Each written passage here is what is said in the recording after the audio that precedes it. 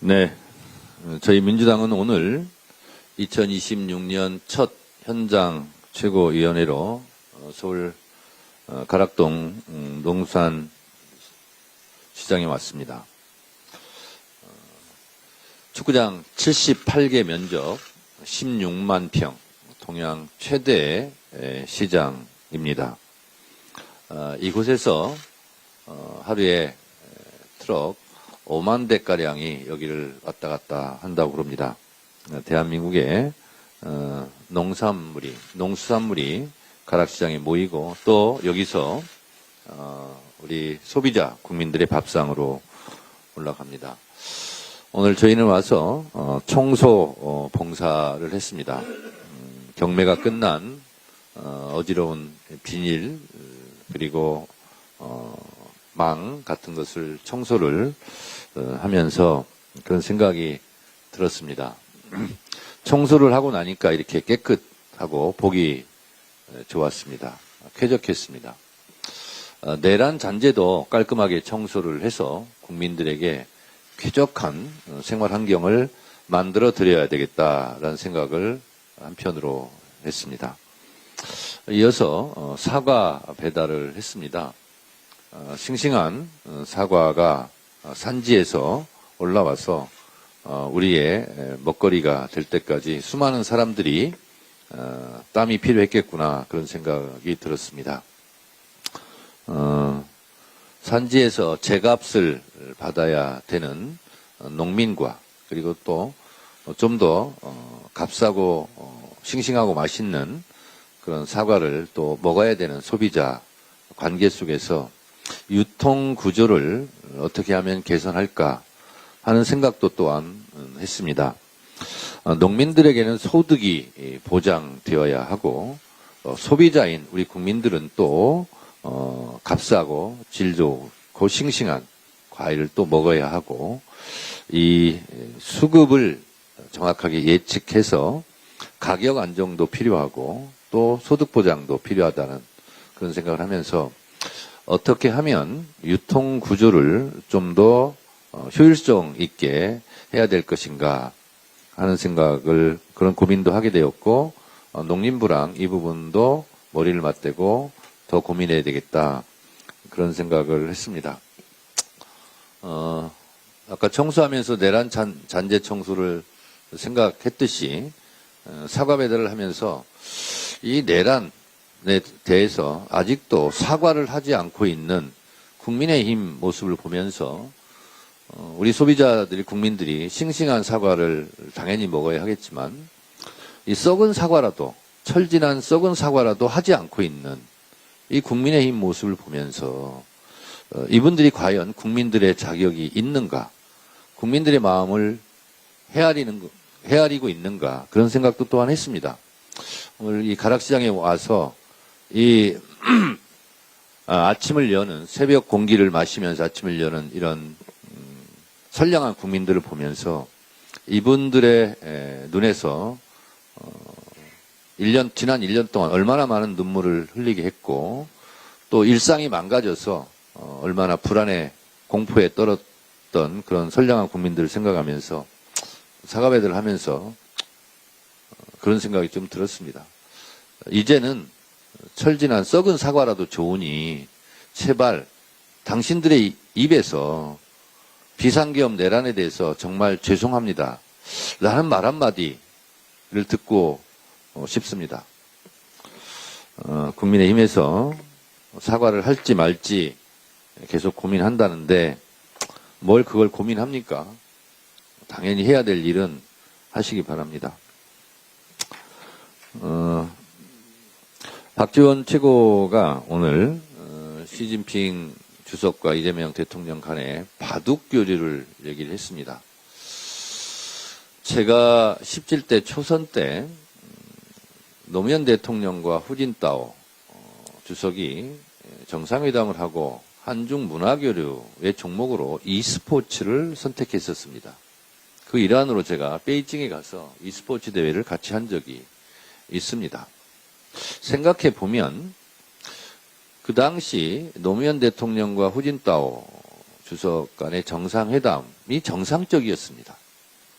그런데 그 이후로 수많은 우여곡절과 극단적인 윤석열 정권의 한중 외교의 단절이라고 말할 정도로 교류가 끊겼던 그런 상태였습니다. 이것을 관계를 복원하고 전략적 파트너로 다시 정상화시키는데 지난 3년간이 얼마나 아까운 허송 세월이었나 그런 생각이 들었습니다.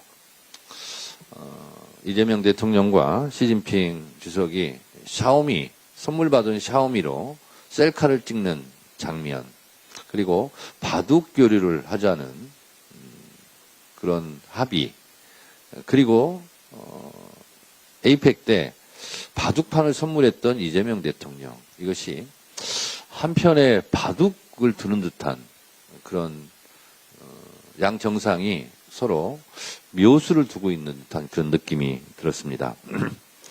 바둑 교류로 교류를 한다고 했으니 그동안 내란으로 일상이 망가진 것처럼 윤석열 정권 때 망가진 한중 관계가 정상화되는 그런 신호탄이 되었으면 좋겠습니다. 국가 경제라는 것은 안정적일 때 그리고 민주화의 토대 위에서 발전하는 것입니다. 이재명 정부가 출범하자마자 국가가 정상화되고 안정화가 되니까 코스피도 2,700에서 지금 더블로 가지 않습니까? 4,500을 오르내리고 있습니다. 이만큼 경제는 심리이고 그 심리는 안정을 기반으로 하고 있습니다. 윤석열 정권 때 망가뜨린 대한민국 경제도 정상화 시키도록 최선을 다하겠습니다.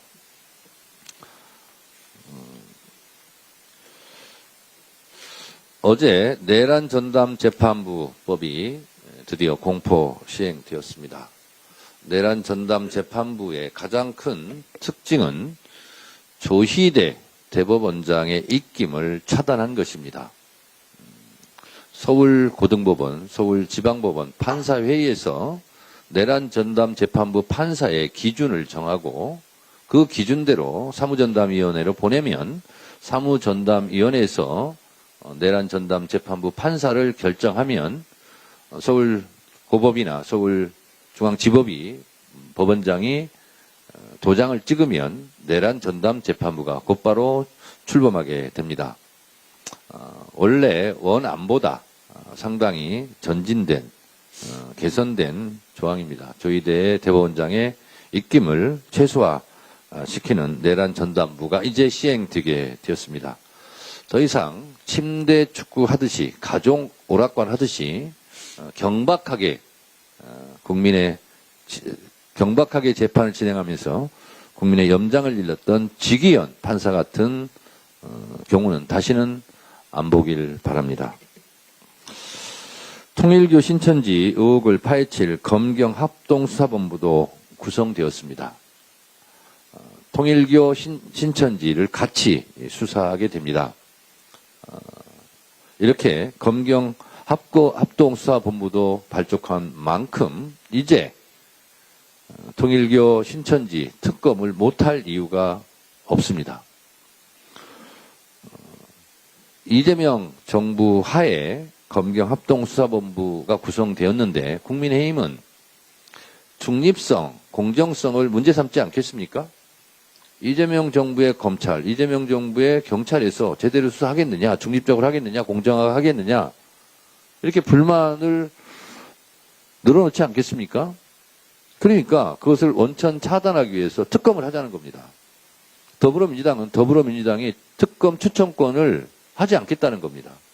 그리고 제3의 중립적인 단체 기관에서 특검을 추천하도록 그렇게 하는 법을 지금 제출을 했습니다. 그 제3의 추천 단체들은 법학 교수들입니다. 변호사들입니다. 더불어민주당 당적을 갖고 있는 교수나 변호사들이 아닙니다. 이렇게 중립적인 제3의 단체, 그런 교수들께서 추천하는 특검이라면 중립성, 공정성이 보장되지 않겠습니까? 못 받을 이유가 없다고 생각합니다. 통일교 특검하자고 그렇게 국민의힘에서 얘기했고 민주당이 하자고 했으면 하는 거고, 신천지는 기왕 헌법 정신에 맞게 정교분리 원칙을 어긴 부분이 있다면 같이 특검하는 것이 맞습니다. 신천지를 굳이 빼자고 하는 것을 보면서 저는 굳이 넣어야 되겠습니다. 그래서 합리적으로 이런 부분이 결정되었으면 좋겠습니다. 저희는 올해 6월 3일 지방선거를 앞두고 2026년 현장 최고위원회도 많이 하고 앉아서 탁상 공론하는 그런 의미 없는 그런 회의를 지향하고 앞으로는 민생 속으로, 현장 속으로, 그리고 민생의 생생한 목소리를 들어서 정책에 반영하고 공약을 해서 국민들에게 흡족할 수 있도록 그런 피부에 와닿는 그런 정책 행보를 앞으로 하도록 하겠습니다.